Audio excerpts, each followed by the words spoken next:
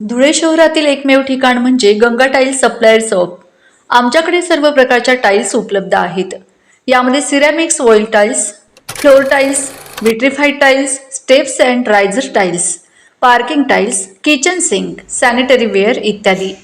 आपल्याला परवडणार अशा दरात आमच्याकडे टाइल्स उपलब्ध आहेत।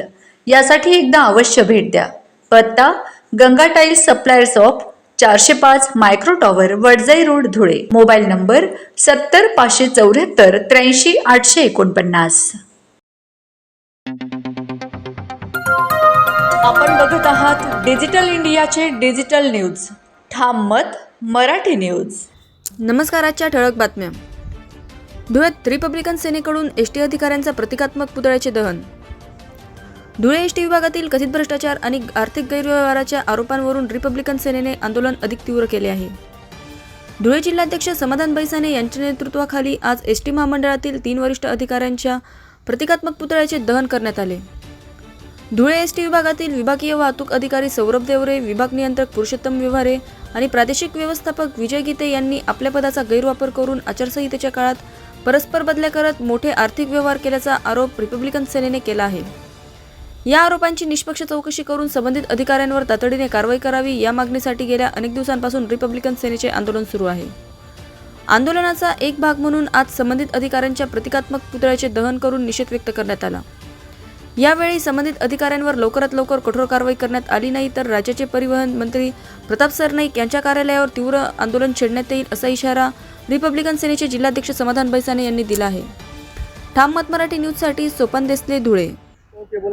नमस्कार, मी समाधान बैसाने, रिपब्लिकन सेनेचा जिल्हाध्यक्ष।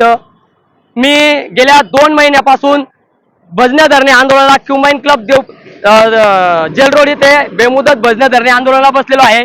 परंतु शासकीय अधिकारी कर्मचारी, एसटी महामंडळाचे निर्लज्ज अधिकारी यांनी आजपर्यंत मला समाधानकारक उत्तर दिलं नाही किंवा माझ्या आंदोलनाची ठोस दखल घेतलेली नाही। म्हणून मी या एसटी महामंडळाचा जाहीर धिक्कार करतो, या सरकारचा जाहीर धिक्कार करतो। मी मागण्या करतो, एसटी महामंडळामध्ये जो मनमानी कारभार चालू आहे, भ्रष्टाचारी चालू आहे, तो भ्रष्टाचार मी बाहेर काढलेला आहे। परंतु इथले जिल्हा अधिकारी असेल किंवा पोलीस प्रशासन असेल याच्याकडे जाणून बुजून लक्ष देत नाही आहे।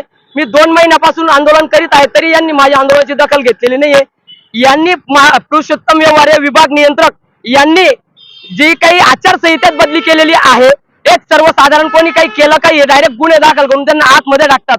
परंतु या पुरुषोत्तम व्यवहारेने, विजय गीतेने आणि सौरभ देवरेने या 3 अधिकाऱ्यांनी इतक्या मोठ्या प्रमाणावर भ्रष्टाचार केलेला आहे, मनमानी कारभार केलेला आहे, पदाचा गैरवापर केलेला आहे। असे ठगडे ठोस पुरावे देऊनही यांच्यावर कुठल्याही पद्धतीचे गुन्हे दाखल झालेले नाही आहेत।